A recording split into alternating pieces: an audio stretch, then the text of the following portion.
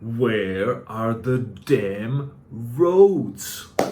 That was the first question that I asked myself when I arrived in Myanmar. It was 2019. And Myanmar now is a country that has suffered more than most, I would say, with its military junta leadership, civil war that's happening right now between different factions, and absolute poverty that the country struggles with every day. Now, the first time I arrived was in 2019, so before the civil war that's happening right now, and it was with my dad. Now, everything felt quite different immediately when I crossed the border from Thailand to Myanmar. I realized, there is something different in this country, right? It felt a bit more rural, I would say, right? There were dirt roads in the city, so I felt like, what's happening here? There were people with red teeth.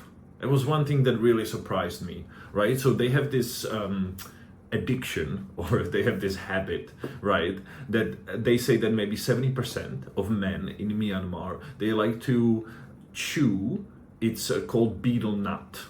So it's they make a mixture, right? If you take a look like this, they take a leaf, they put a mixture on it, and then they kind of close this and they put it in their mouth. And I tried it, and I have to tell you, it was disgusting.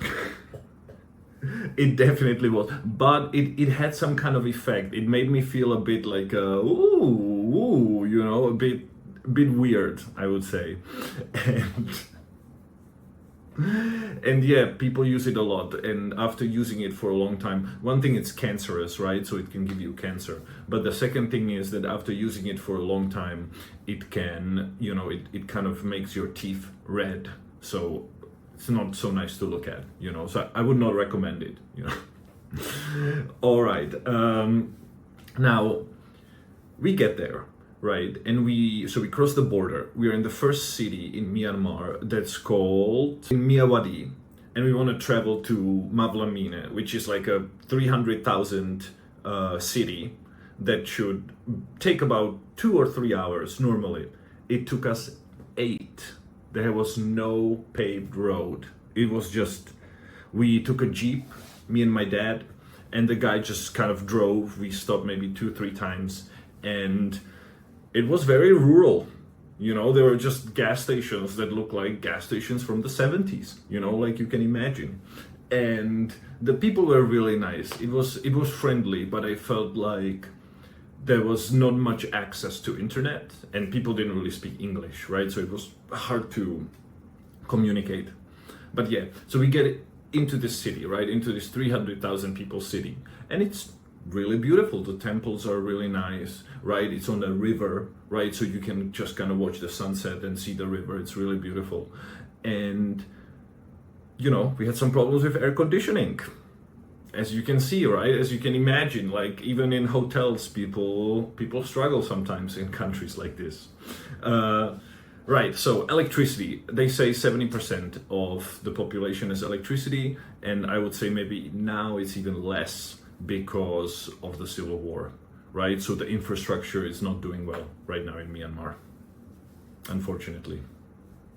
The capital city of Myanmar at that time was Yangon, or Rangoon, right? The biggest city. Now the government has done a really crazy thing, and they moved the capital to the jungle, right? And they built this city in the middle of nowhere that's supposed to, there should be millions of people, right? They have 8 lanes. They have roads with 8 lanes, right? But there's nobody there.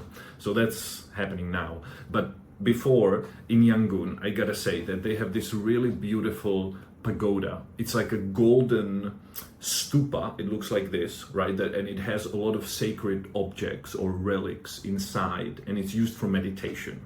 And wow, that blew me away. Like that and Angkor Wat, I would say, were like the 2 top temples that I've ever been to in my life right now. For now, I would say.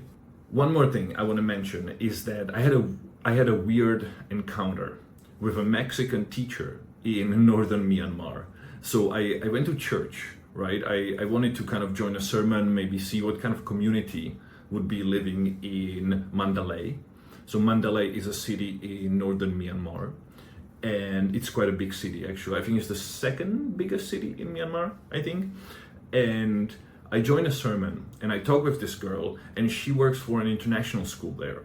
And she told me that she was making 3,000 US dollars a month working in Myanmar, right? And the average salary in that country is $300. So like a 10x of what the average local people make. It was truly insane. So yeah, even that is possible. And yeah, that's was my story about Myanmar. I hope you like it. Please like and subscribe. It's gonna help a lot, I'm sure. Thank you so much. And my name is Teddy, and see you on the next video. Thank you. Bye-bye.